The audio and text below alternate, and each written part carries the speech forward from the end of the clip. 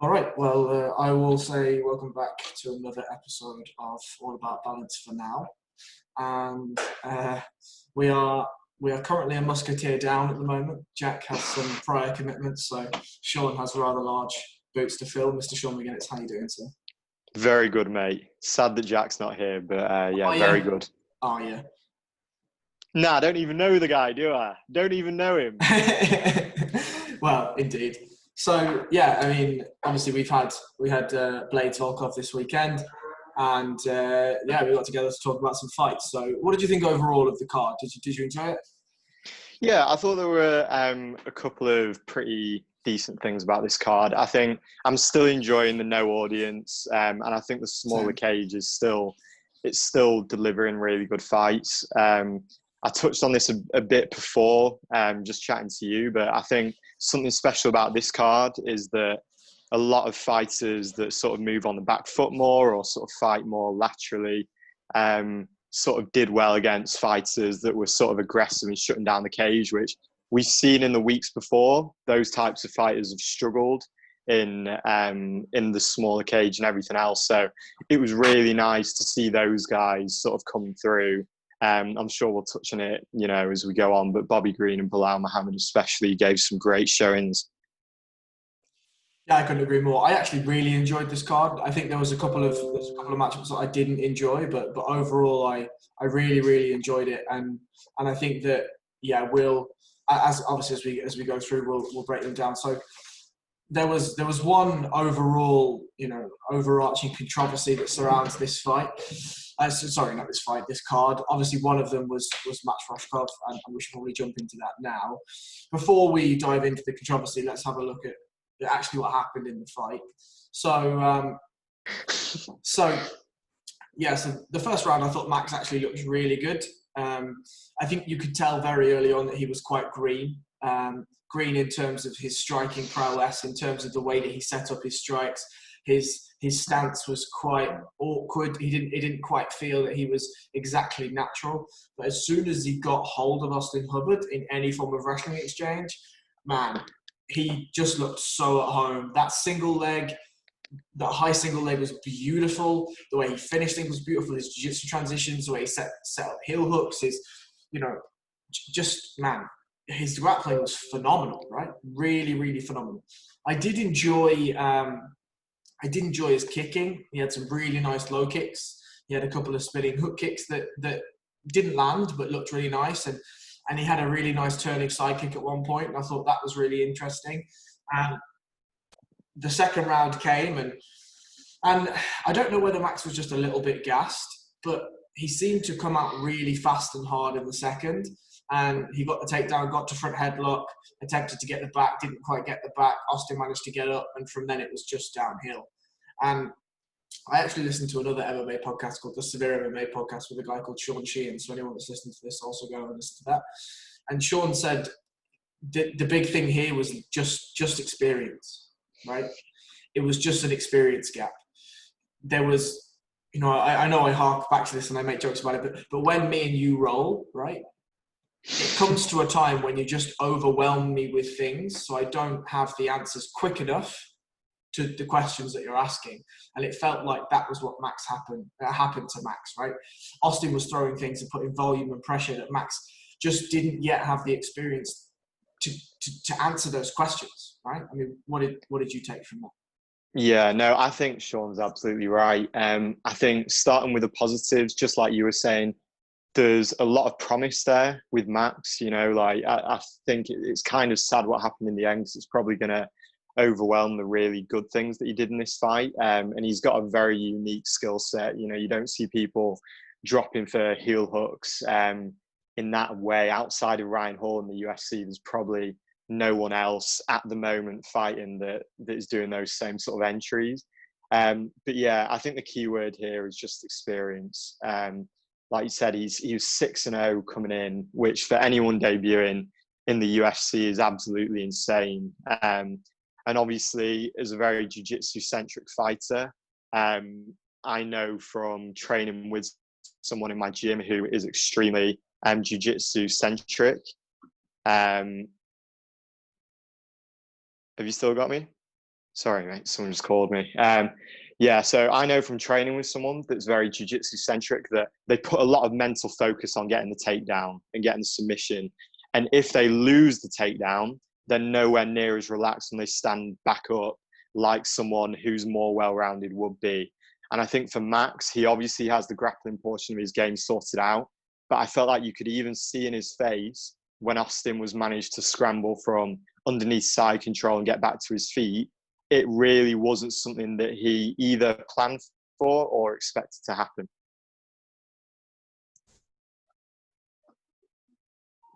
Yes, I totally agree. And actually, what we saw was, you know, it in Max's previous fights, he's only been outside of the first round once, and he finished that fight in the second round.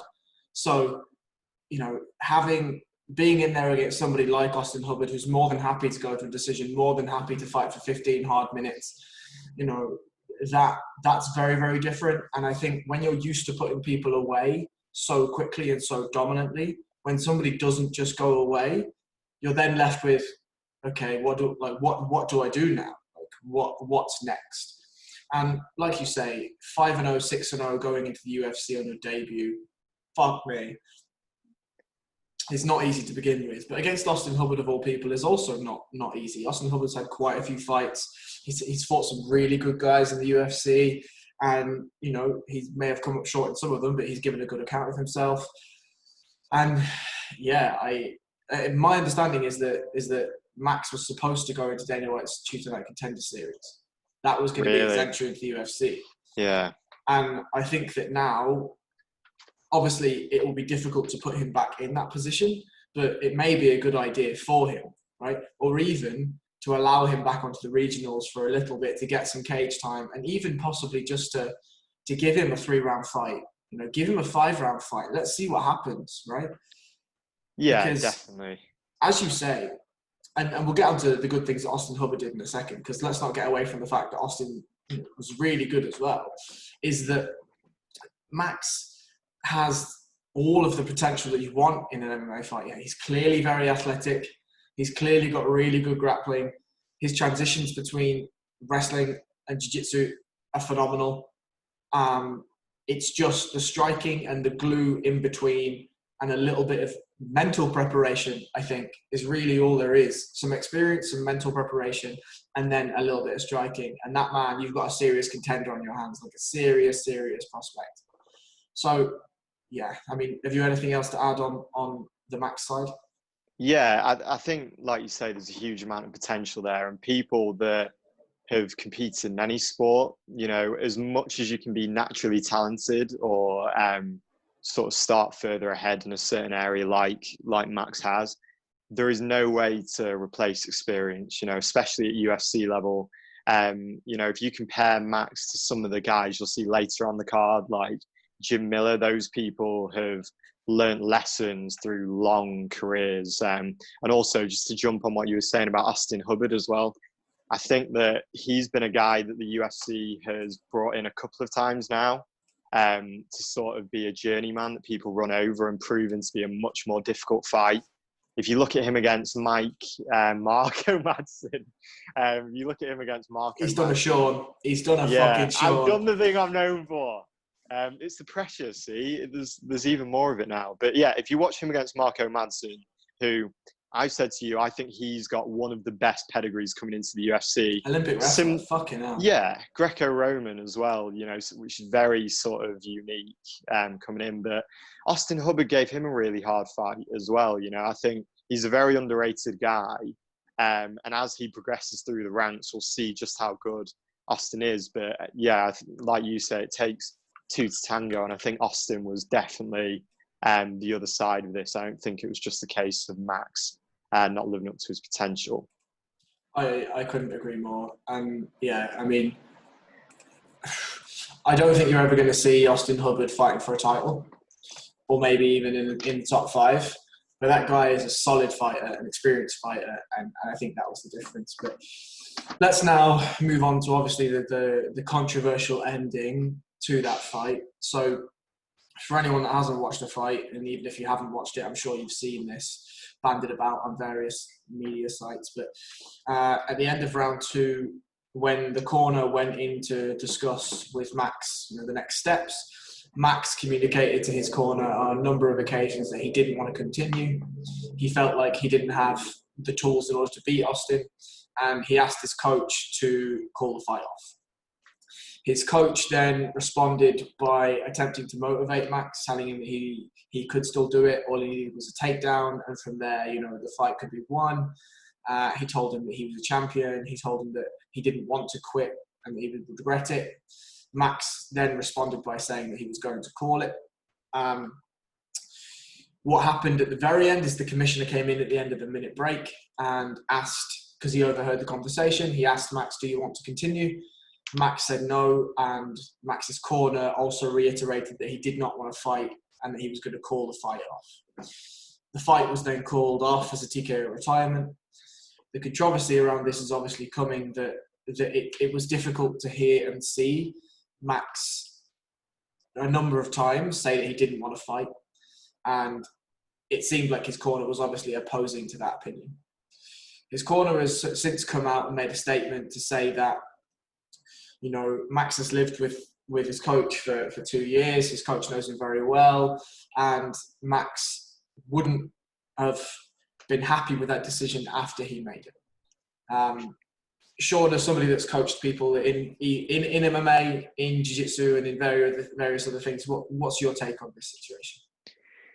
Yeah, so I think first off, I have an enormous amount of sympathy for Robert Drysdale with this one, just because Robert Drysdale is Max Rushkoff's coach. Yeah, as much as everyone after the fact can break down whether or not this is the right decision, and I don't think sending him out for another round was the right decision. I think what people have to bear in mind is this is something he really was not expecting, and no one expects that he had to think of on the fly. I personally have been in a situation where I've been in the corner with a fighter, exactly the same thing, second round going into the third, and they turned around to me and our head coach and said that they didn't want to go out for the third round, and they wanted to call it on the stool. And again, in the chaos of a fight, when you've only got a minute to think about what to do, it's a very hard thing that you're not prepared for to do, because I think one thing people don't, if I just look at that example that happened to me, and thank God I wasn't the head coach because I have no idea what I would have done. But our head coach sort of consoled him a little bit, got him back into it. He went out for the third. He got out of the fight fine, and he fought the full fight. And after the fact, if you ask this fighter now whether or not he was happy that he was pushed to go into the third round, he'll say absolutely. Thank God my head coach made me go in for another one, because something people have to bear in mind is in the middle of a fight, you're in a very panicked, tunnel vision state. And especially with the fighter that I was speaking about, it was his amateur debut. He didn't have much competition experience before that either. So there's a real difference in terms of what the fighter wants after the fact and what the fighter wants in the moment. Now, with all that said, what happened with Max, I think, was a very different situation for a couple of reasons. Number one, it's in the UFC, and obviously he went in with an experience disadvantage. But if someone goes in the UFC, the difference in terms of pressure, stakes, sponsors, everything else compared to an amateur event is huge. Okay, and especially if it's his debut. I was listening to an interview with Robert Drysdale. It's something this guy's worked for his whole life. And in an organization on that platform, when everyone's watching, it could almost do more damage, even though I think he's gotten away with it here. It almost does more damage being the person that quits rather than being the person that gets finished in your first fight. But even then, if a fighter says to you 9 times that they want out, I think it sort of comes down to the coach then. They have to sort of call it. But it's a super complicated situation. And if you watch the recording with Robert Drysdale, when his fighter says to him, or when Max says, "I don't want to go out for another round," there is genuinely a moment where he can't believe what he's just heard. And he's on national TV and he's got to make a decision, with all of those things that I've just said, except he doesn't have the sort of benefit of chatting about it like we do for a long time. He has to make that decision in a minute, you know? I think that I echo a lot of your statements. I don't think that Rob Drysdale did anything wrong. The reason why I say that is because the net result of what happened is Max did not go out for a third round. Max did not take any further damage. He did not take any further punishment. When the time came for Max to go out for the third round, Robert did the right thing and he called it off. I agree with you. Max took a lot of damage in that second round. And if the fighter doesn't want to go out, the fighter should not go out. We have seen previously, and shout out to Jack Sear for mentioning this, but the Raquel Pennington fight versus Amanda Nunes. Amanda was absolutely beating the shit out of Raquel Pennington.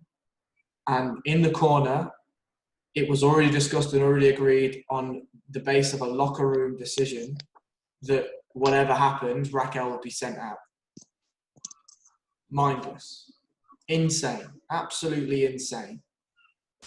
Now, what happened in my opinion, is Robert tried to motivate Max, tried to make him see, as you say, in the heat of a fight, with all of the stakes, all of the sponsorship deals, the fact that Max had worked his entire life to get this opportunity. And to be fair, you had round one was definitely Max's round. You had round two that was almost certainly Austin's round. And you could argue that it was a 10-8, right? You then have the third round where, look, if Max did get a takedown and was able to hold him there, wasn't so submission orientated and was a little bit more position orientated, it could have been a different fight, right? It really could have been a different fight. Now, the fighter didn't want that. And when crunch came to crunch, Robert told the commissioner that Max was not going out for another round. What we don't know here, and for anyone that's not been in that competition perspective, I've never been in an MMA fight, but I've been in kickboxing bouts. I've been in full contact kickboxing bouts. I've been in jiu-jitsu bouts. The pressure that you put yourself under is immense. And to have a coach there that knows you empirically, like Rob knows Max, is invaluable.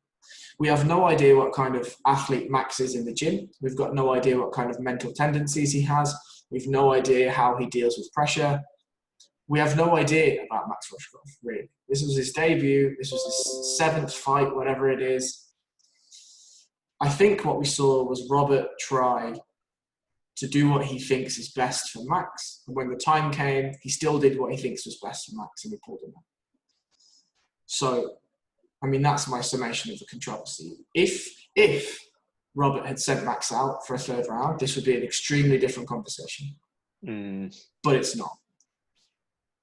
Yeah, definitely. I think if he'd gone out for that last one, depending on what would happen, it'd be very different. I think another point you brought up, which is great, is how the fight was going.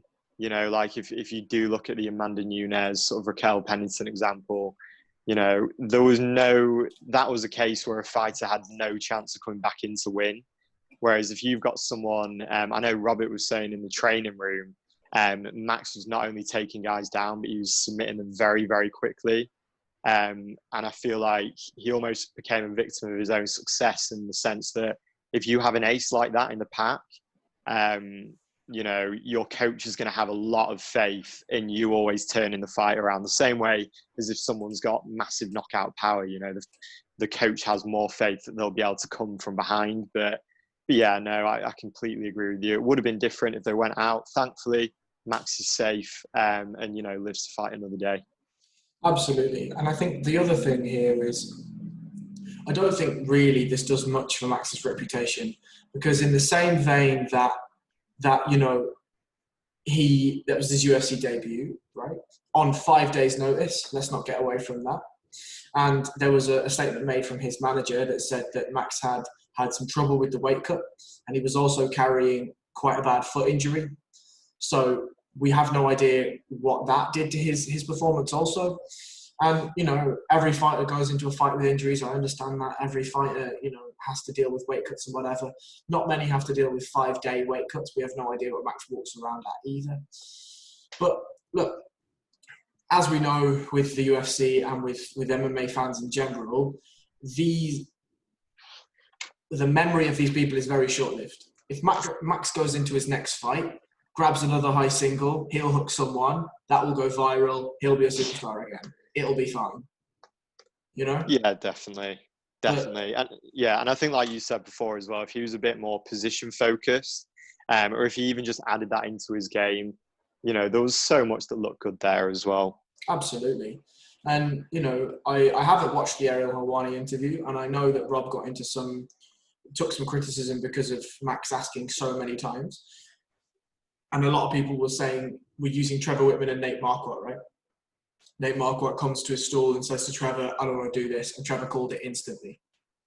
The difference is that Nate Marquardt had what? 20 fights, 30 fights at that point? Yeah. And at that point, Nate was so injured and so broken that Trevor knows, right? Max is a 25-year-old kid. The situations are hard to compare, that's for sure. But anyway, any final thoughts on that controversy or that fight? Just like I said to you, it's, you know, he lives to fight another day. And there was so many good things in there that people will probably forget about just because of the huge amount of controversy. But moving forward, it'll be interesting to see what he does. And yeah, I think he's still got a really bright future. I do too. So we'll move on to Roxanne Modafferi versus Lauren Murphy. This one genuinely made me sad. It genuinely made me sad. You know, I think as a personality, Roxanne Modafferi is brilliant. She's great for the sport. She's great for women's MMA, but she shouldn't be fighting again, in my opinion. And I know I've said that a couple of times for various different fighters, but look, I mean, Roxanne has had, 35 fights? Is it? It's ridiculous, More than that. She's nearly at 40 fights, right? 24 and 17 she is. So we're looking at 41 fights for Roxanne Modafferi, right? Yeah. And if in 41 fights, your striking looks like you've been training for 6 to 10 months, I'm sorry, there's, you know, at the higher echelons of MMA, you're going to struggle. You're really, really going to struggle. And I know that she's a very good grappler, and we see that. We've seen that in previous fights. But she gets hit too much. She takes too much damage. And it just looks rudimentary, and that's really sad to see, you know? Yeah, definitely. And like you say, it's you know, in a way it's a shame because she is a great character for the sport. I really like Roxanne Modafferi just because I feel like she can moonlight on like University Challenge or something and still get in a cage and fight with people, you know. So that's really cool. And I've always really liked her because of that. And I think if there was any time she was going to have a career resurgence, it would have been now, just because she's just come off, even though again the nature of the fight was extremely strange against Macy Barber with the knee injury. Yeah. However way you look at that, she was coming with a lot of momentum going into this. So if there was going to be a resurgence, this was the time to sort of capitalize on it. And she didn't manage to. Like you say, I think she's a great character. And if you look at her record, she's had periods of her career where she's literally been in a 6-fight losing streak and still come back from there to go back. But she's never managed to get past that sort of 50-50 win-loss ratio, sort of inconsistency. But yeah, so it was just one of them. But I'm sure just because of the sort of shallow nature of the division, I think she's probably going to stick around. But but I don't see either of those guys sort of threatening for the flyweight title, to be honest. I agree. I mean, her best year was 2017, where she went 4-1. Her loss was against Sajara Eubanks in the Ultimate Fighter. She then lost to Nico Montano, but she beat Barb Honchak with elbows. She lost to Sajara Banks again. She then beat Anton Shevchenko in a split decision. She loses to Jennifer Maia. She beats Macy Barber, as we've said. You know, Macy Barber's had quite a bad knee injury in that fight, and then she lost very unanimously against Lauren Murphy. You know, I think your summation is right, but it just makes me sad. It really, really does make me sad. But I want to move on quickly from that fight, and we'll go to Probably the craziest fight on the card in terms of length and volume. I mean, obviously we'll get to Josh Emmett and we'll get to Bilal Muhammad, but Jesus Christ, Justin James, Frank Camacho, talk me through that 41 seconds of madness. Yeah, I love this. You know, you always hear fighters like in the interview before, they're always like, I'm going to go out there, and when I get out, I'm just going to charge across the octagon, I'm just going to take him out, I'm just going to trade. And obviously, it never happens. There's always like a massive feeling out process. But Justin James rose to that occasion. He knew what he had to do. He knew he didn't have very long to do it in. And yeah, it was amazing to watch. You know, it was like he knew exactly what was going to happen. From a technical perspective, that left hook that he threw was almost like, yeah, beautiful. It was almost like David Tua, if anyone's heard of him, like a Samoan boxer who just did the same thing. He used to just run across, had a crazy left hook that he sort of closed the distance with. I thought it was good. Obviously, the other side is my boy Frank Camacho. Your boy's had a rough old time.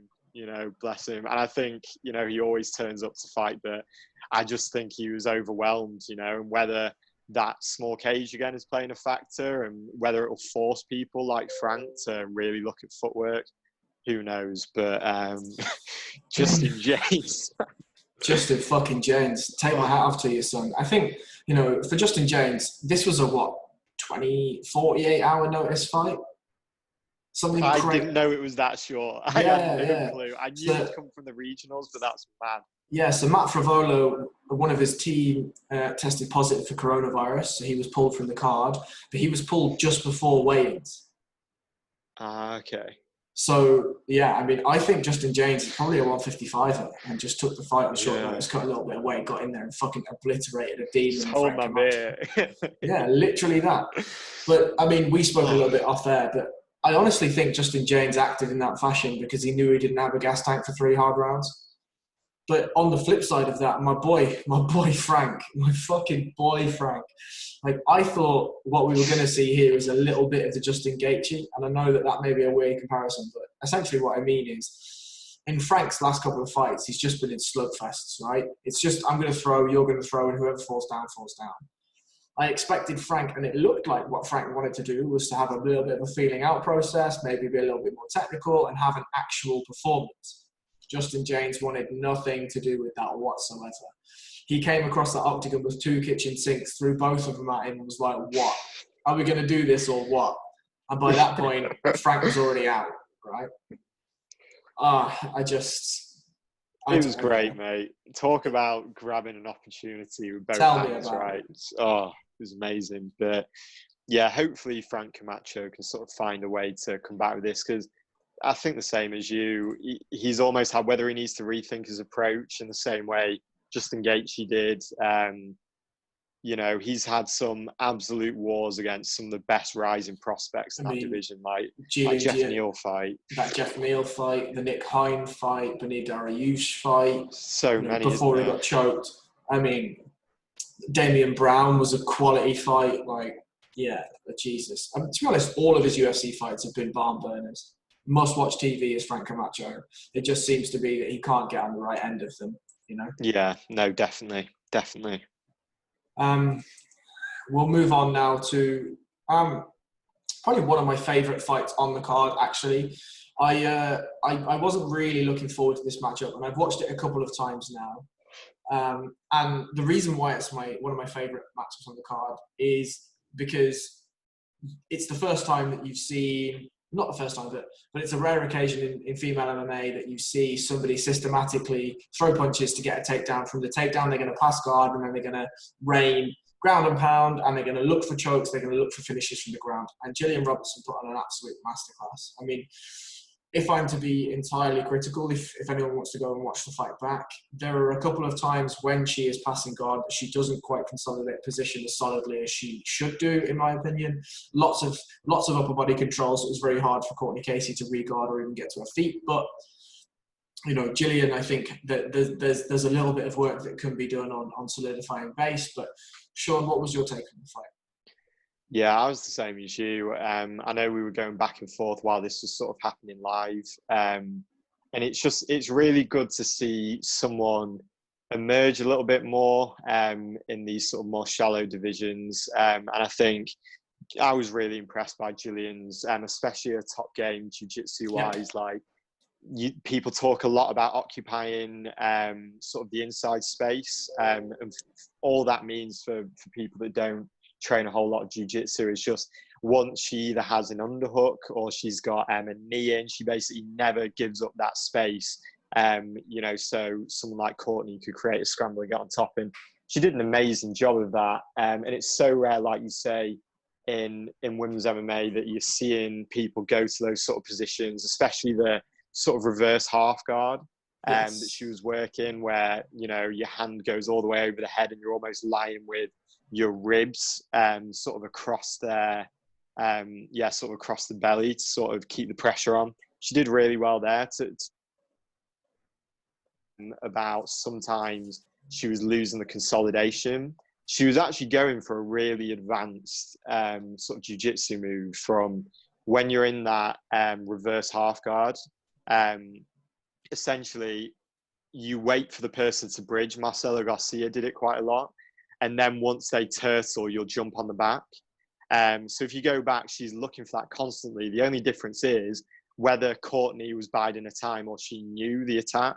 She just wasn't moving from the ground. She wasn't trying to scramble to get up. She felt she was in danger. So what you got a lot of was Gillian reaching over, trying to bait that back take, but then forcing it before the person had actually moved. But yeah, I think overall this was really good, and it's great to see someone in flyweight emerge who you're looking forward to see fight again. Agree. And obviously at the end of the fight, Gillian managed to take the neck and finish Courtney Casey, which was, really impressive. A dominant win, and then she even managed to force the finish. So yeah, big props for Gillian Robertson's ground game.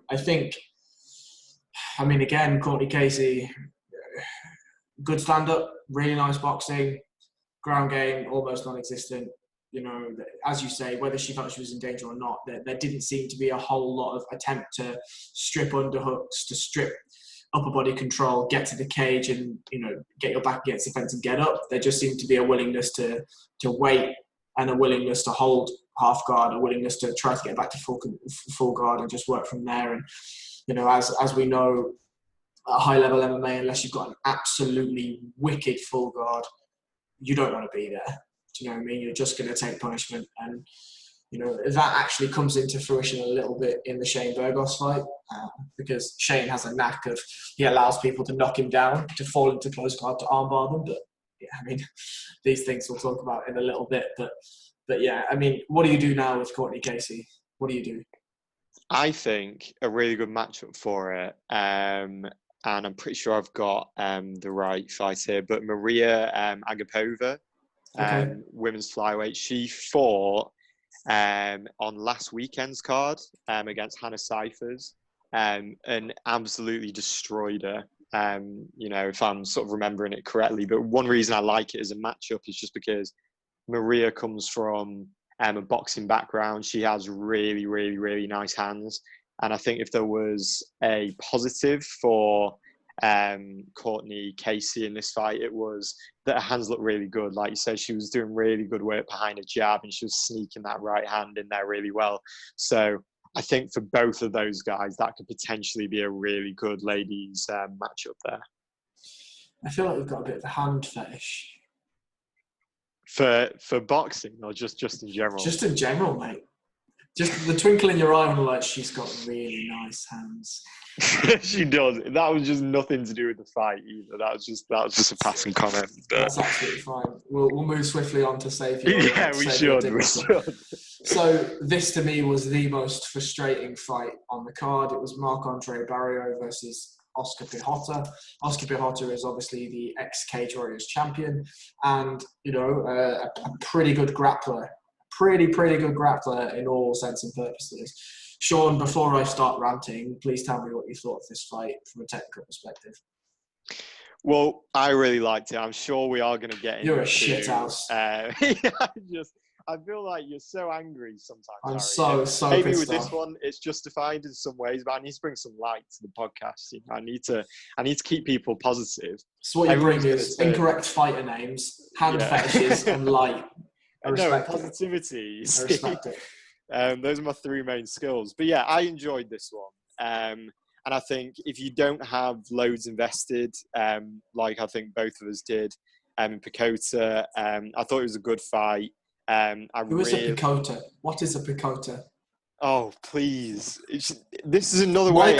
Michael O'Madsen, Oscar Picota. Who the fuck are these people? Listen, Harry, just because your boy got knocked out because he doesn't know how to wrestle, it's not my fault. Hell, please, Don't need to take that out on me during a podcast. Jesus Christ. But yeah, I really like this. I thought the uppercuts from Mark were really, really good towards the end. He even went with that like super old school Tyson where you're in close and you go right hook to the body, their head drops and then your hands in the right place for like that uppercut through the center. So that was just beautiful stuff in terms of finishing. But why did you not like it, Harry? Was there something about it you didn't like? I mean, actually, I was impressed with Barrio's. Barrio? Yeah, Marc-Andre Barrio. So, yeah, sorry. I was impressed with his clinch work and his work in the pocket. For a big guy, for a guy at 185, you know, is it 185 or 205? 185, right? Yes. Yeah, middleweight. You know, a guy at 185, he was quite nimble in the pocket, and that was impressive. I thought you're right. His uppercuts were really nice. I thought that his pressure against the fence was really nice. He kept Oscar Pihata there. Whether Oscar Pihata could have got off the fence or not is fucking anyone's game. But the thing that really frustrated me here is Oscar Pihata is a legitimate grappler, a very, very legitimate grappler. He has a number of submission wins on his record. Or, you know, his recent loss to Rodolfo Vieira is, I mean, fuck me, it's Rodolfo Vieira. Like, what are you going to do? Do you know what I mean? If he gets the head and arm choke, you're essentially fucked. Like, it doesn't really matter who you are. Like, he's going to take your head off.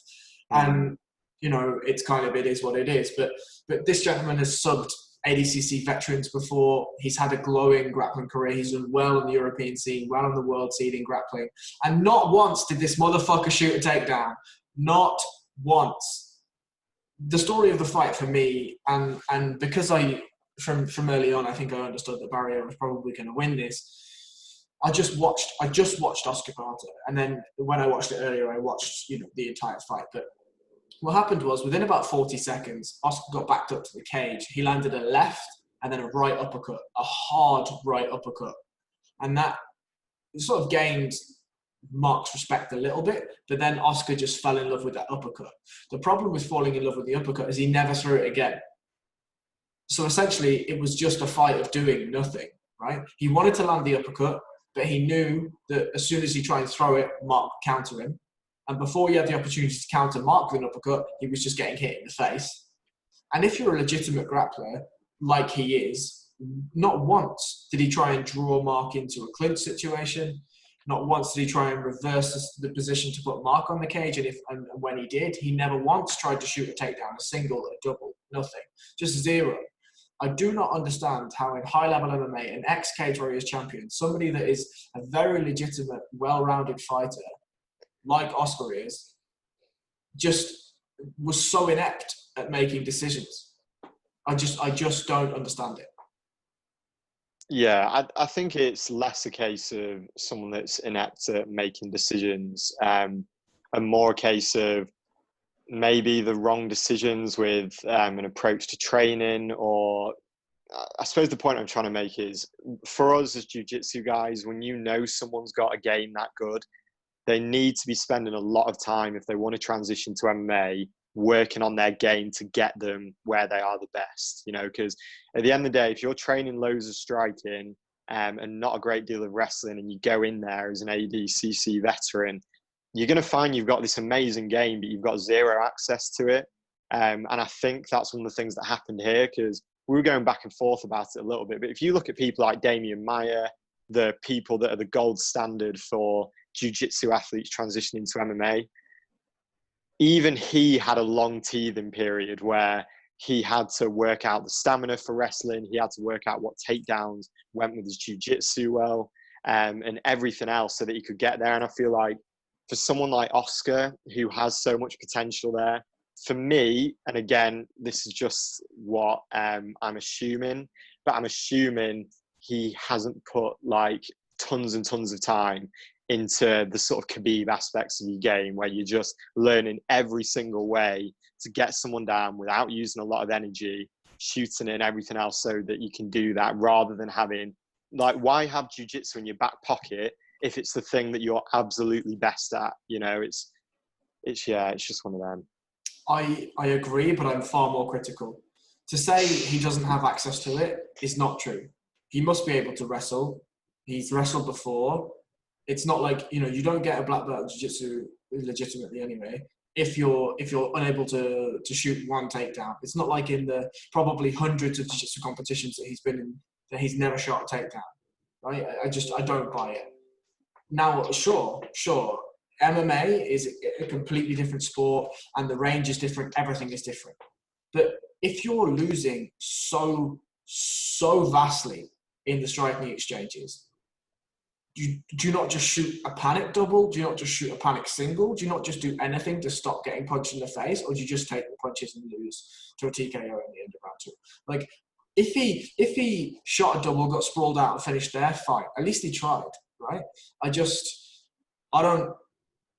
don't buy it, frankly. And I'm just going to bring up his record, right? Let me just, and this will kind of, so the last submission win that he had was in 2016. Since then, he had 4 wins. One was a head kick of Sergio Souza in round 1. He then punched a guy out in 30 seconds in round 1. He then had a unanimous decision against a gentleman called Jonathan Wilson in the UFC. He then knocked somebody out called Tim Williams in the UFC. From then, he's lost 4 fights, 1 to Gerald Meerschaert, 1 to Rodolfo Vieira, and he's been knocked out twice. Like, that to me, and again, maybe I'm being too controversial here, but this is just what I'm seeing, is he's fallen in love with striking. And this is what happens. Like, he's moved away from his base. Now, I agree with you. Damian Maia is the gold standard. And I actually think Damian Maia is a really poor example because he is the gold standard. The example that I'm going to offer is Gilbert Durinho Burns, who fights for a title in a few weeks, no less. This guy is also a legitimate grappler. He's, has he won the Europeans? I feel like he's won a major tournament. I think he's won quite a few, mate. Extremely young as well, from what I remember, when he won them. Yeah. Yes. But this is a guy that's then transitioned to the MMA and has legitimate stand-up skills. Legitimate power, legitimate boxing. Okay, he's not Dustin Poirier, right? He's not. He's not Stipe Miocic, a Golden Gloves champion. He's not Holly Holm, a Golden Gloves champion. But that guy can strike. He can also wrestle. And when he needs to, he goes back to his jiu-jitsu, right? And, I'm not, this isn't me saying that Oscar Piechota is anywhere near the level of Gilbert Burns, but to me, you find a way. I mean, this is essentially the whole point of MMA is that you enforce your will onto somebody else, right? You find a way to enforce that will.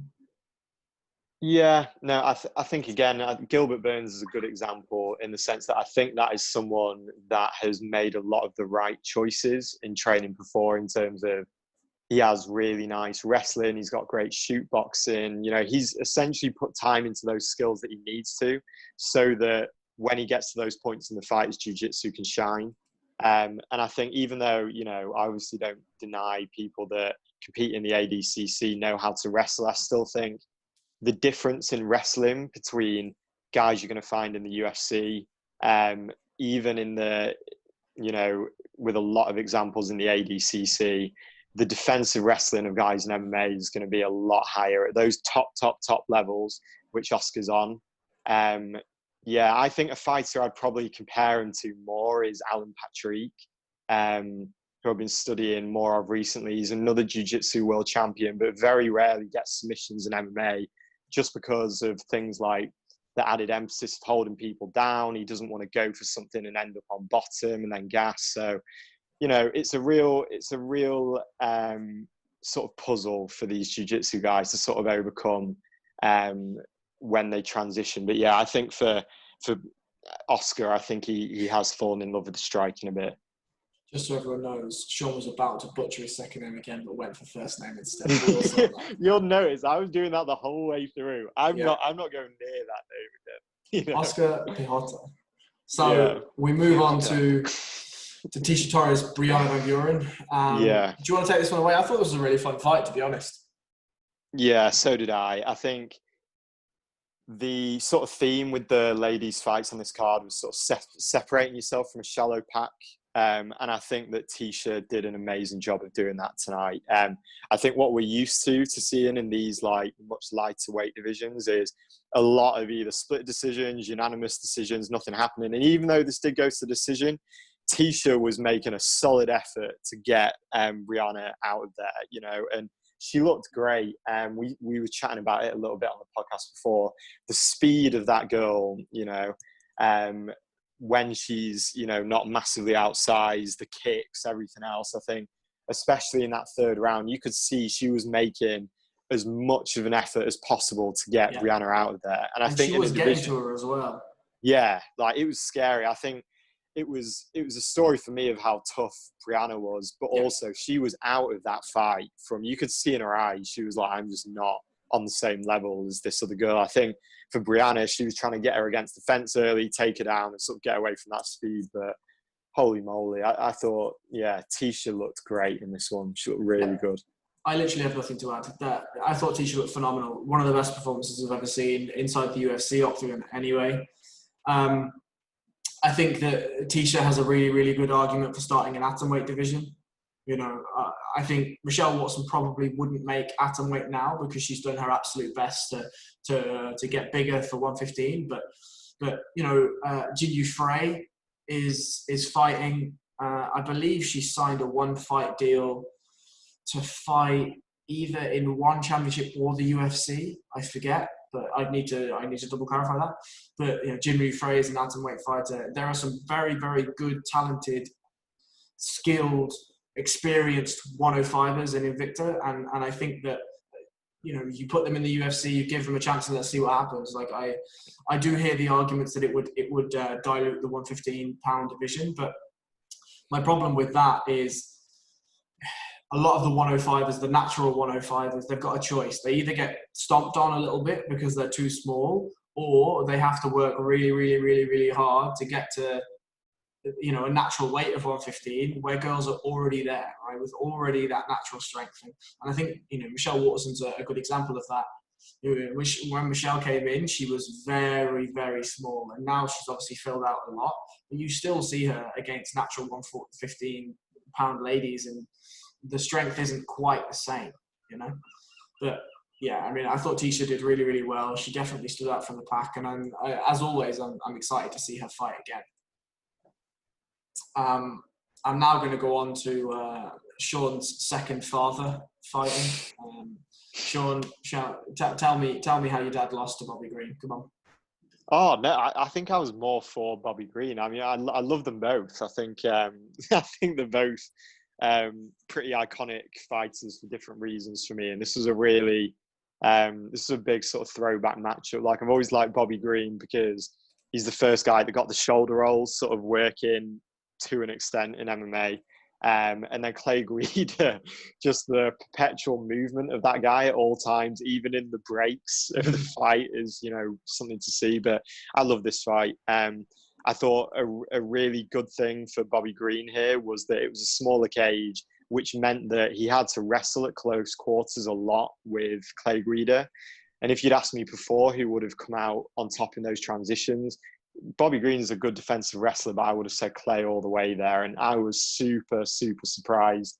I think Bobby Green's defensive sort of like reversals and stuff like that up against the fence, when he was stuck in single legs and managing to get out either with that lovely like 100% Kimura tie or the guillotines, was really good. I actually think this fight in general, if anyone was ever wanted to see how a guillotine should and should not be used in MMA, you will get all of those scenarios in this fight. Like, you'd see Bobby Green when he was stuck in a single leg up against the fence, he'd go for that guillotine And there's a real trade-off with the guillotine in that you have the person's neck, but you've also given them access to your hips. You know, it feels like you're being assertive and you're attacking something, but the person has gotten close to your hips. And that was where Clay was hitting those lovely, like, high crotch dumps. But then later on, Bobby sort of adjusted to that. And when he could disengage and then get straight to that high elbow position, he was reversing Clay every time with that. It was a great fight. And for anyone wanting to learn about certain transitions in MMA, you know, whether it be like single leg switches, guillotines, whatever, there is a gold mine in that fight to look at. I completely agree. I thought what was really, really good about that fight is sometimes you get two veterans and the fight is fucking awful. But what you saw was actually a really high-level MMA fight between two veterans. You saw a little bit of everything. You saw some excellent, as you said, some excellent high crotch dumps, and you saw Clay with his dogged, you know, avid wrestling, chain wrestling. But you saw Bobby keep up with that. You saw him sprawl him out. You saw him move. You saw him strike. You saw his footwork. You saw Clay try and cut off the cage. You saw Clay chase him. You saw Clay throwing those absurd amount of hooks and volume. You saw Bobby picking him off. It was a great fight. You know, that thing that you said before with Bobby and his shoulder runs. Bobby's always had good defensive head movement until he comes up against a really supreme boxer like a Dustin Poirier or something like that. You know, I was just impressed with the fight. I thought it was a really good fight. I thought Bobby performed really, really well.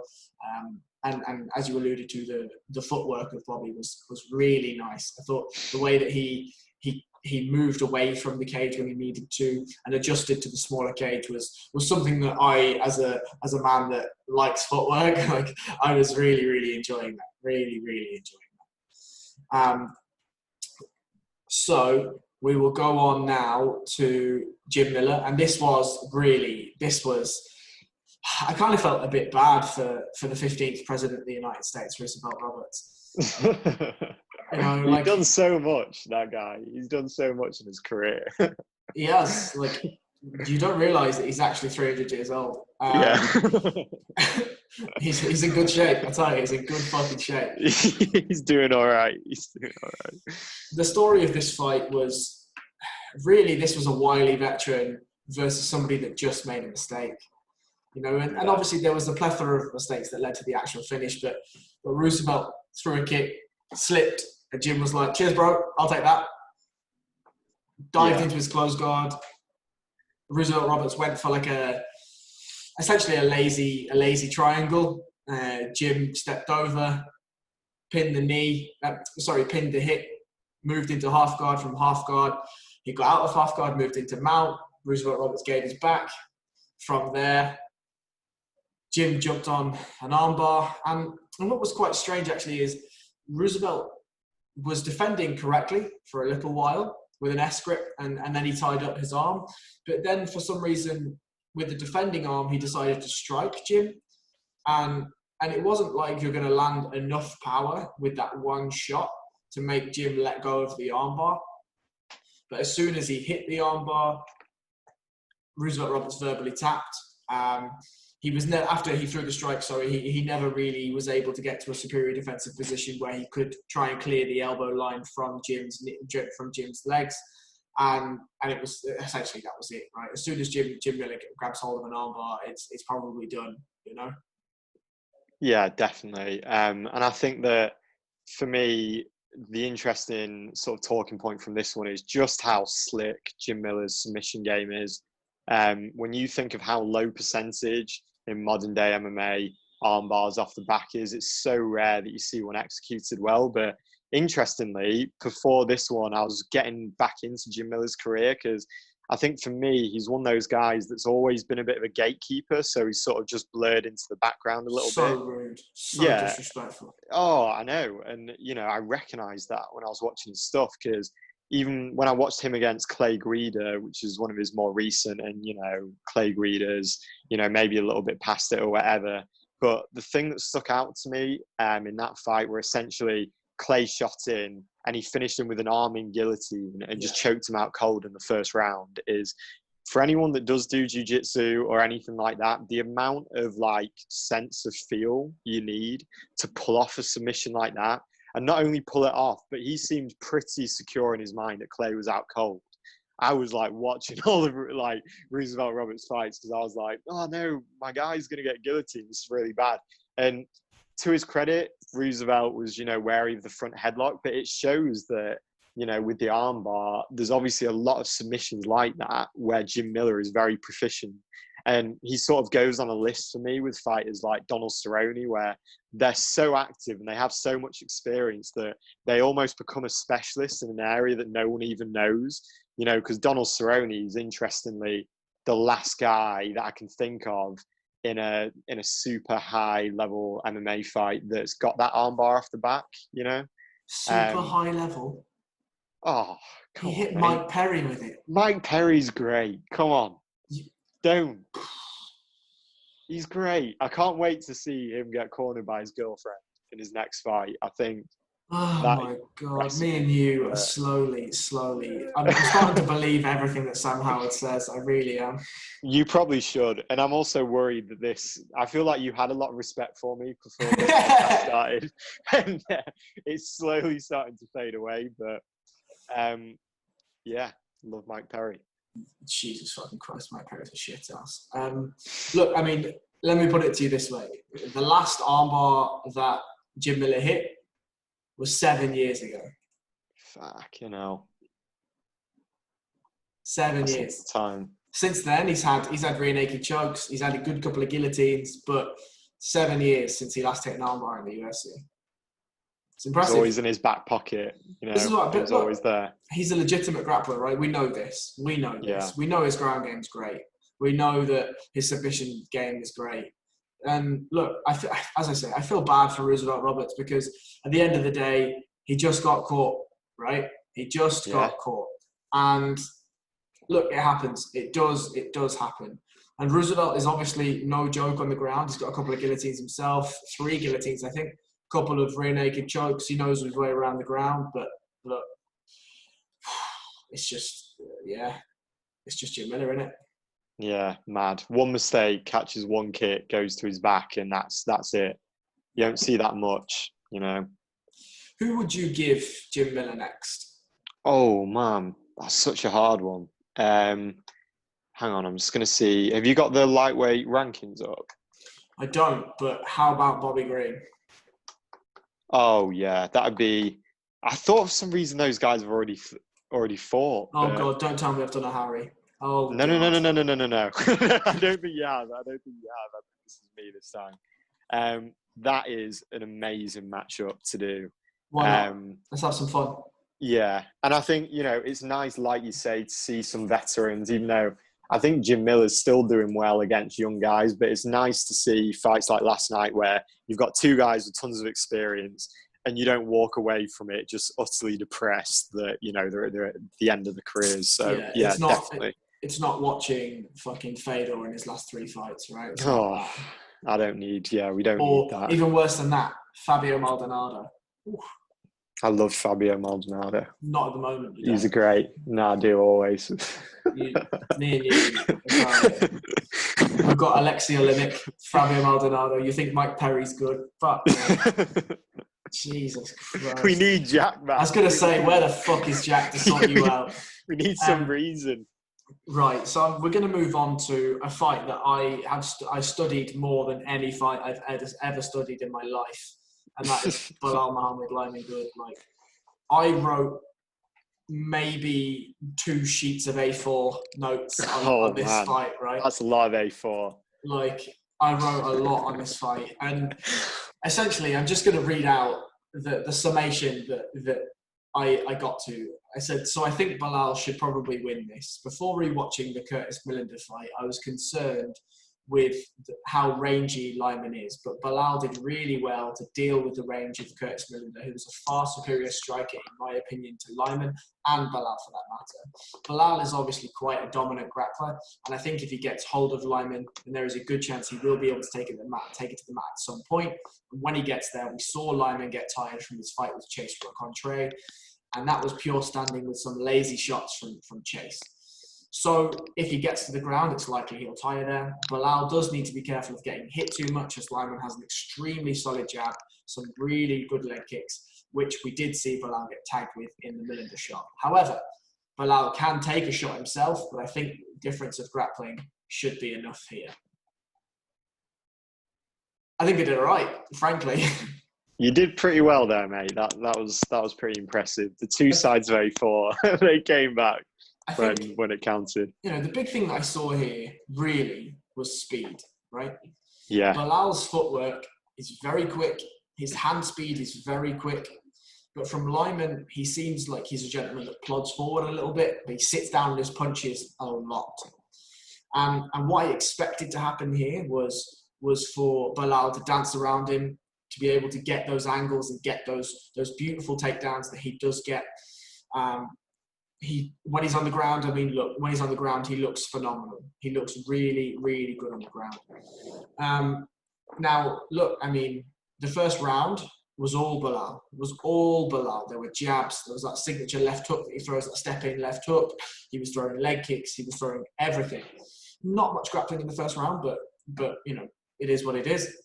The second round, the tide slightly began to shift a little bit as Lyman understood that Belal probably wasn't going to put him away with strikes. I do think Belal got Lyman down in the second round and held him for a little while, but you know, Lyman Good's takedown defense is really nice.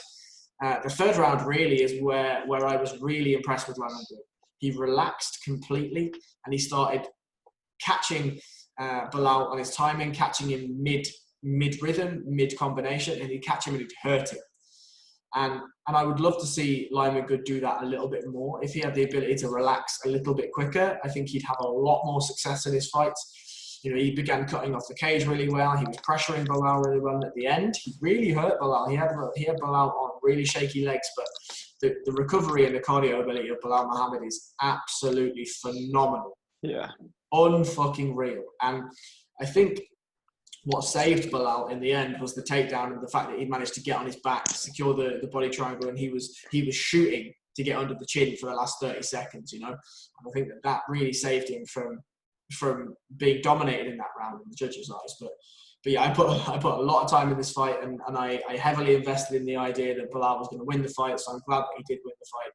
But I was actually really impressed with both guys. What did you think? Yeah, no, I thought this was a really good one.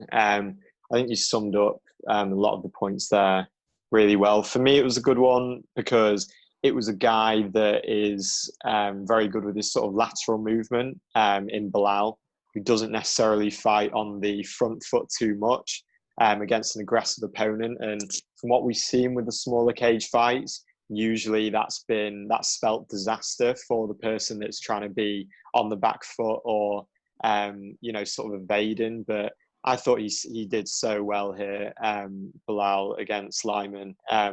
In the smaller cage, like you say, the rare times that he was cut off and he was hurt, his recovery is absolutely ridiculous. You know, I think that's something he has. Even if you go and look at the Jeff Neal fight, Jeff Neal almost had to stay composed because he realised after a bit that you just couldn't get him out of there. And if he sort of blew his wad trying to finish him off, his recovery is so good that he can finish guys doing that.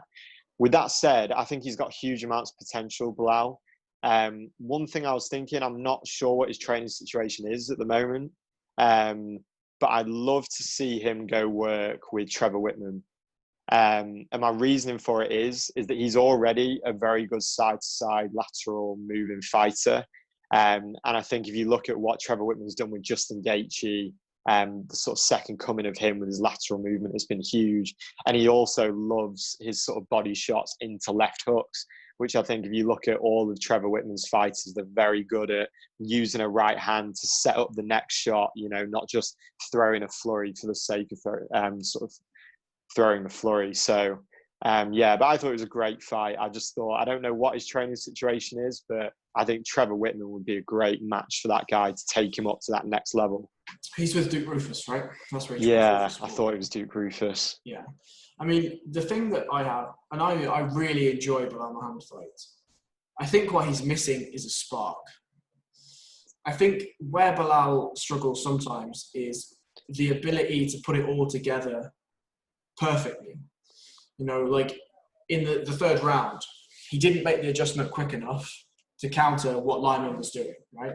What should have happened is Lyman was more relaxed, so the volume should have been up. Bilal should have been a little bit more aggressive, and then the takedown probably would have been there. Instead, he played the same game, and he got hurt for it, right? He paid for it.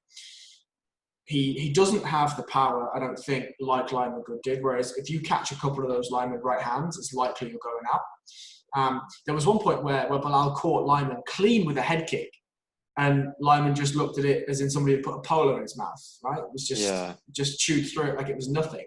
So the power may not be there to really hurt people and put them on Queer Street and get them out of there. But I think that Bilal, I don't see him fighting for a title any time in his career. I think probably if he could crack the top 5, that's a massive achievement for him.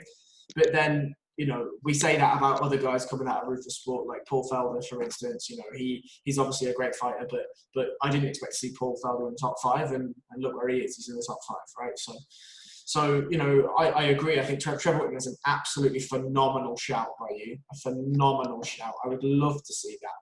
I think that would do wonders for Bilal. But I also think Bilal could probably drop a weight class, if I'm honest. Like, if you looked at that fight, if you look at the Jeff Neal fight, the Curtis Millender fight, they don't look like the same weight class. No, he's just out-cardioing these massive guys. It's crazy. I reckon if he fancied it, he could go down at 155. And I think there are some really, really interesting fights that I would love to have at 155 for Bilal Muhammad. Yeah, no, that's a really good idea because he's right on that cusp at the moment. He's not ranked at the moment, is he? I can't see him in any of these. He's just about to break through.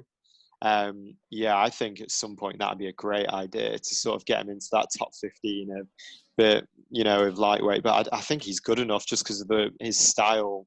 I think again, I'm not sure if I could see him fighting for a title like you unless he made some of those changes, but it'd be interesting to see what that guy can do with the top 15 for sure. For sure. I mean, I know that we've already kind of matchmake this, but for a grappling exchange, why don't we give Jim Miller versus Bilal Muhammad? Jim Miller versus anyone in the card. Yeah, fuck it. Just grappling, Yeah, I mean, Raquel Pennington next. Jim Miller versus Raquel Pennington. Let's fucking see it. He's ready. He is.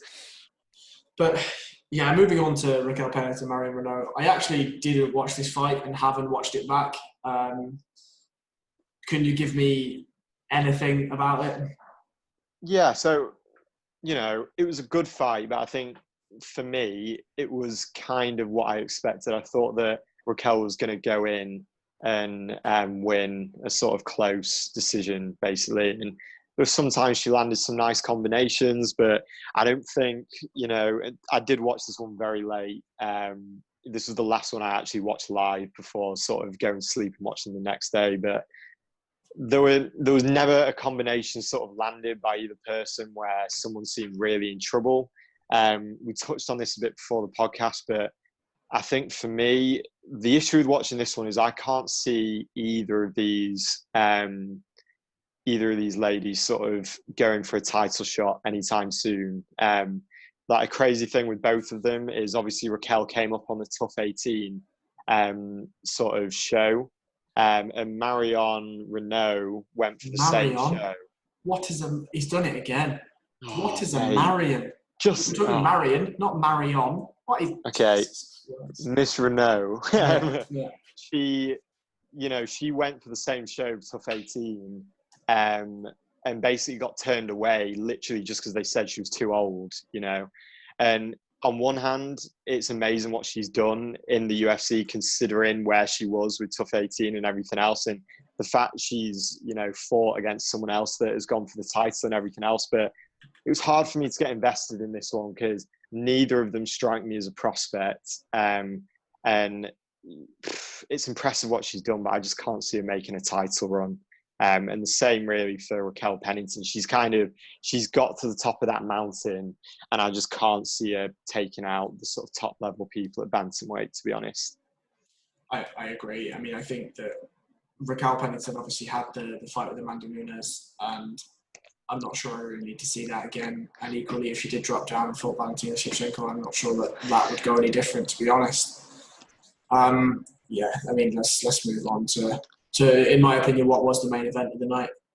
Again, I put a lot of time into this. Shane Burgos is one of my favourite fighters. And I think in this fight, you saw everything that these guys had to offer. Absolutely everything. You saw strengths, you saw weaknesses. What I'm going to do for this fight, because there's so much to go over, would you like Josh Emmett or would you like Shane Burgos?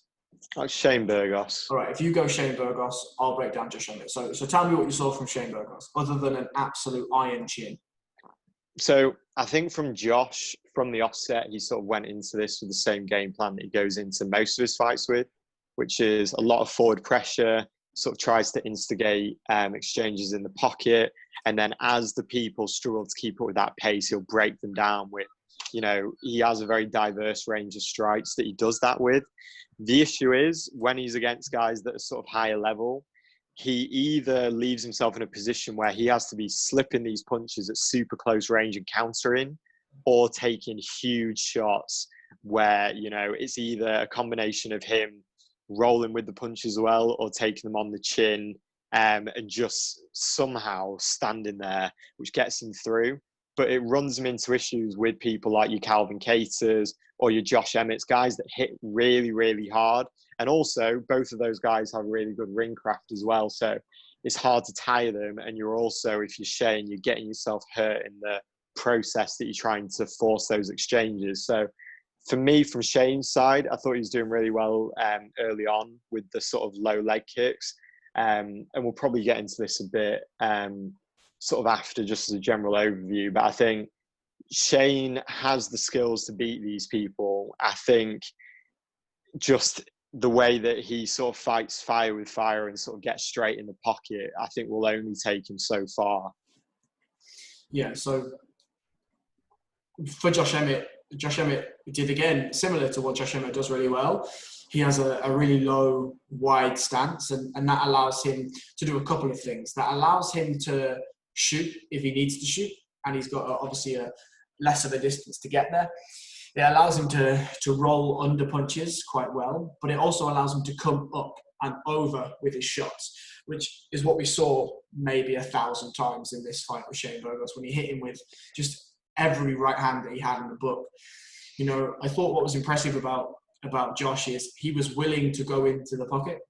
Now, Shane, for me, stayed far too long in the pocket in a lot of those exchanges and got tagged unnecessarily.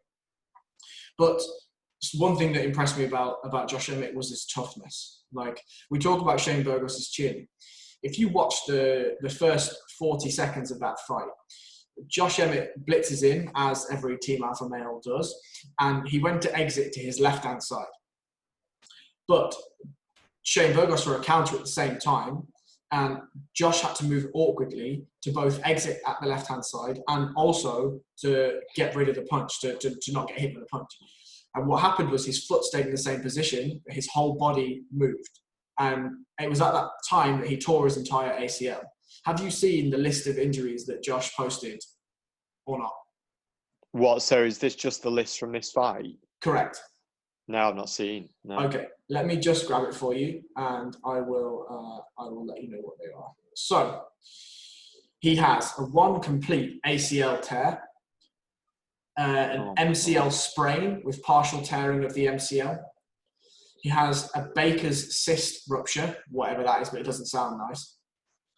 He has an impact fracture on his femur, and he has a cartilage defect on his tibia.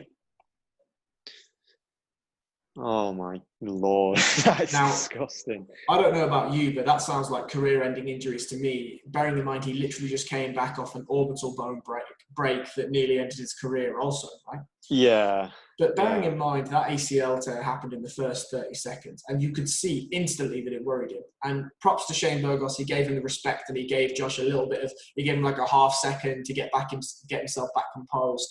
But what Burgos did really well is at the end of every single combination, he landed a leg kick. Whether it was inside leg kick or outside leg kick, he landed one. He was happy to take 3, 4, 5 shots from Josh Emmett in order to land that leg kick.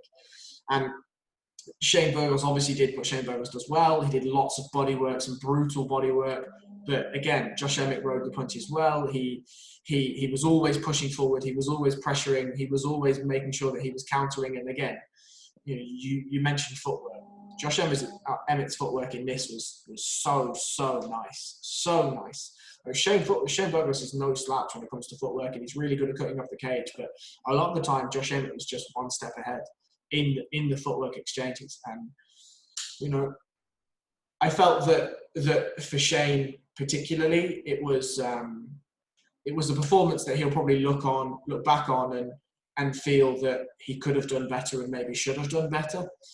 And I agree with you that Shane has the tools to win these fights. My main criticism for both men is that Josh Emmett relied too much on those right hands. And I mean, you could argue that they paid dividends in the third round when Shane got dropped twice. I don't really think that the first was a drop per se. It seemed like he got hit with a glancing shot and was kind of slipping, or it was off balance anyway. Yeah. But the second shot was fucking money.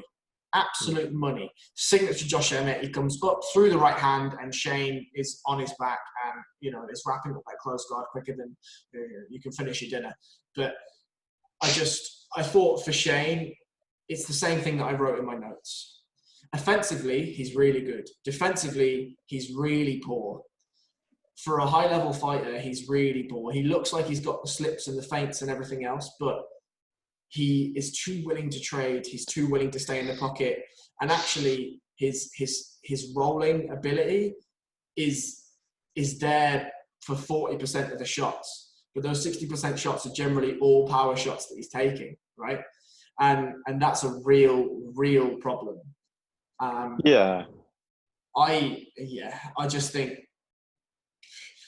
I think, if I was Shane Burgos' corner and I noticed that Josh Emmett had a serious problem with his leg at the end of round one, I'd be like, make him move, keep him on the back foot, keep him at your range. Shane was the taller fighter by like 6 inches, 5 inches, and keep landing those leg kicks, because eventually you saw him, Josh Emmett would begin to blitz in and Shane Burgos would land an inside low kick hard and Josh would essentially fall over, right? And have to stumble and reset again.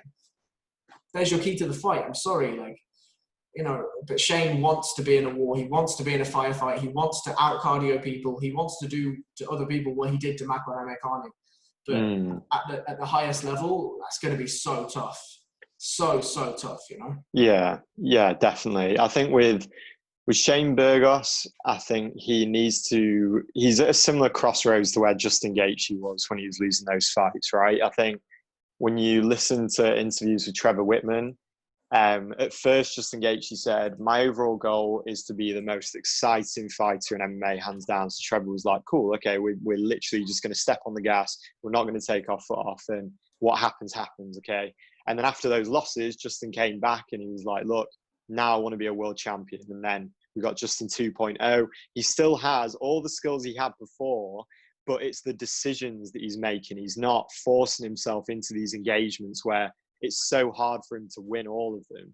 I think Shane needs to make a similar decision, because I've just looked at the rankings. With this fight, he's dropped 4 places down. He's now number 15 at featherweight, which means that he needs to decide if he wants to keep fighting as someone that is the most exciting. And, you can't deny the fights are awesome. Oh my God, it was easily a fight of the year contender, right? Phenomenal fight. Without a doubt. But he also needs to think, if he ever wants to be a guy who wants to get to that top level, I believe he can, because I think he does have the defensive skills.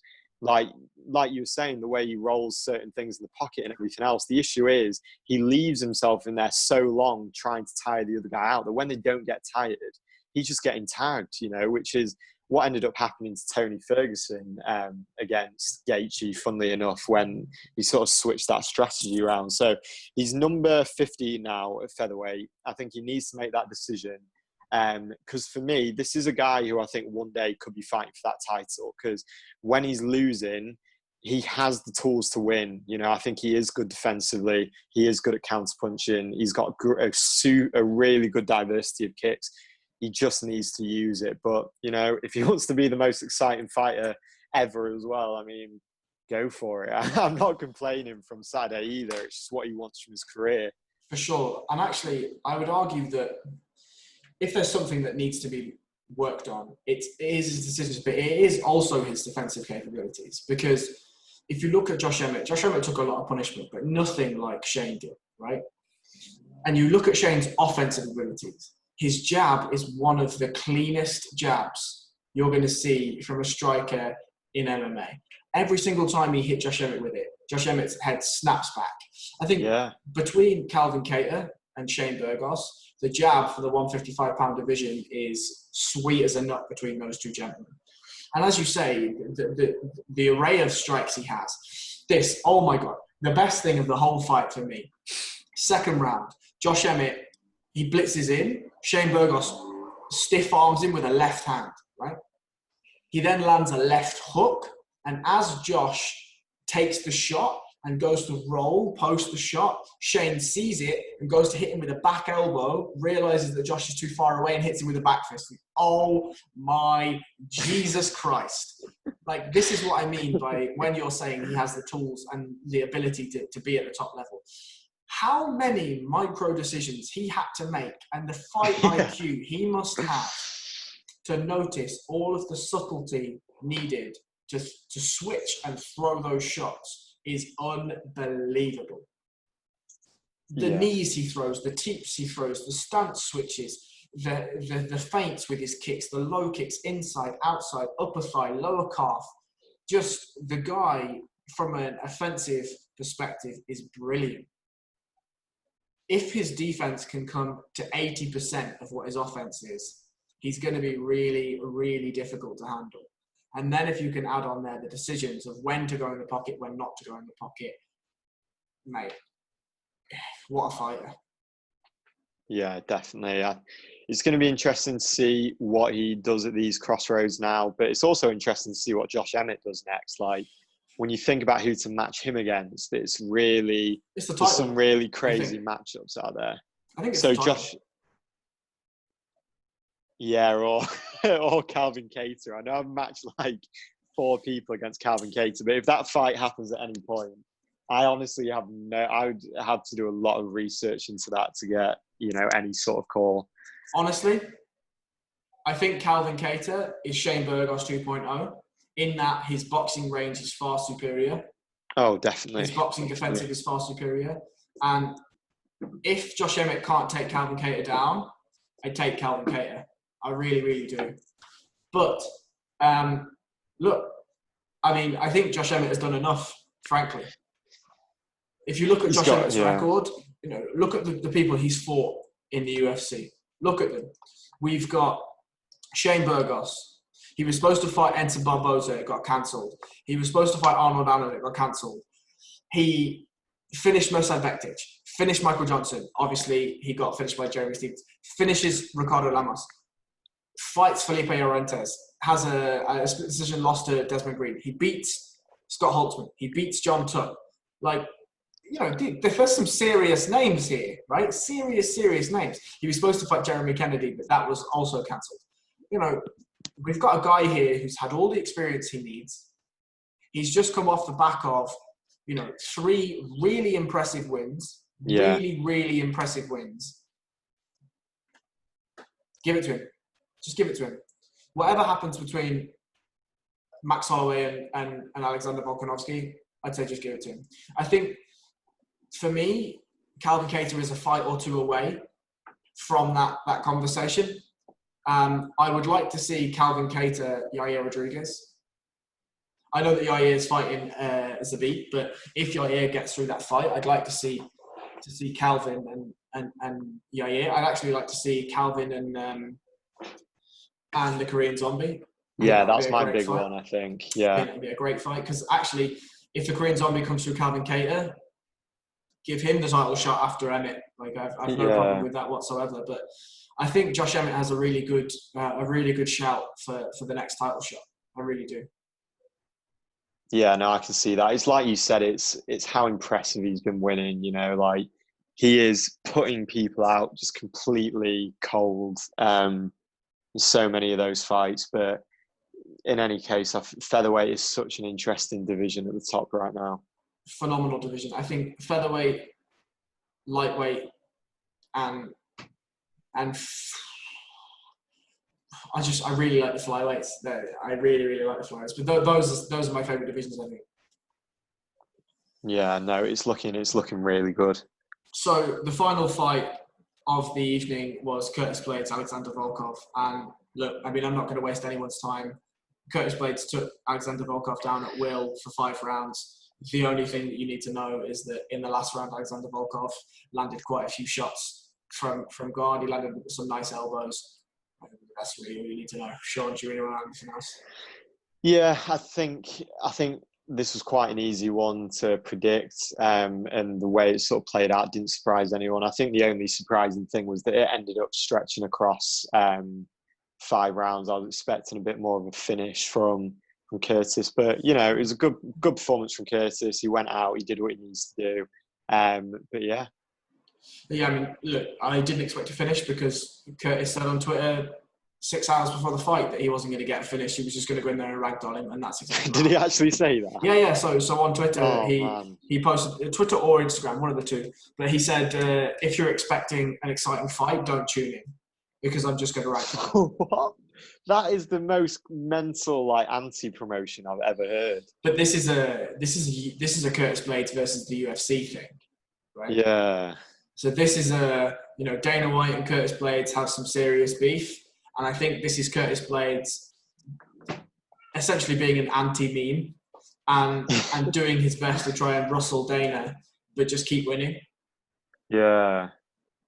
Oh, man, that is so crazy. That's almost as frustrating as when you hear Johnny Hendricks saying that he only went 60% or whatever it was in his title fight. That just kills me off. But either way, he did what he needs to do, didn't he? But like you said, there's not a huge amount to talk about with that one. So obviously we've already got a fight that I covered. Let's be honest. Yeah. Other than those two fighters, who was your performance of the night if you had to pick one? So I reckon for me, performance of the night I'll give to Jim Miller, just because I think in a couple of his fights recently, you're really seeing the culmination of so many years now, just staying in the top of that division. And I just think in a nerdy sort of jiu-jitsu way, it's always cool to see someone just completely shut out a rising prospect the way he did. So I'll go with Jim Miller for that one. I'm going to go Justin James. That motherfucker came in on no hour's notice and just destroyed my Frank's feelings, and that's really upsetting to me, but it is what it is. So I will take him. Without a doubt, yeah. Maybe knockout of the night, if we're doing that. There was one knockout that really stood out to me on this card. Go on, it was definitely Mark Andre over Oscar Pajota. God, just what an amazing knockout this was. Just so much good about it. I fucking hate you so much. Yeah. This was just amazing. I loved every second of it. I mean, to be honest, I think actually for knockout of the night, you have to go Justin James again. Let's be honest. I mean, I'm not sure. Are you being fucking serious? I love those uppercuts. I love them. And the way that it sort of gets to you as well, I feel like it's even better as well. I'm going to get Louis to hand you some of those uppercuts. I'm going to we'll see how much he will do as well. He will do. Oh, Jesus. But, I mean, submission of the night for me, it has to go Jim Miller. It has to. I mean, yeah. I really like Julian Robertson as well, but I think Jim Miller, just how slick it was and how little opportunity that Roosevelt Roberts, the 15th president of the United States, had to really defend was great stuff. Great stuff. It's awesome. All right, my friend. Well, that is the card. Any closing thoughts? Just enjoying these sort of cards. We're getting ready for Fight Island soon, which is going to be really interesting. Just seeing the sort of media scene that sort of surrounds all that. And there's also some really good UK fights that have been announced for those Island cards. I know we've got Brett Johns, Mark Diakese, Joe Duffy, The Prospect. I think Nathaniel Wood just had one announced today. Yeah, against Umar Nurmagomedov. Yeah. That's a fucking tough fight. Molly McCann's fighting as well. Oh, awesome. Always love a Molly McCann fight. Yeah, always. So I think there's some really interesting stuff. lying ahead, and we've obviously got that. I think the next time we do one of these is probably going to be that Mammoth card, Yeah, 251. the pay-per-view. Yeah. Yeah, and I am a huge fan, as you know, of Kamaru Usman's game and everything. So there's going to be some really interesting. But I think Gilbert brings some unique challenges, so it's going to be cool, mate. It's going to be really cool. I couldn't agree with you more, my friend. Look, as always, it's an absolute pleasure for your time. And yeah, let's roll on to the next one. It was a shame that we missed Jack, but I think that you showed your lunacy, and I'm sure Jack will be. I'm sure that Jack will be pleased for everyone to have seen that too. So. Listen, if I can keep saying enough crazy things to make Jack just feel the need that he has to be on a podcast to keep me in check, I'm going to keep doing it, you know. I'm going to keep doing it. Let's fucking do it, mate. Let's fucking do it. But yes, it's Awesome. been a pleasure. I thank you very much for your time, and I'll speak to you next time. You too, mate. Thanks for having me on. Take care.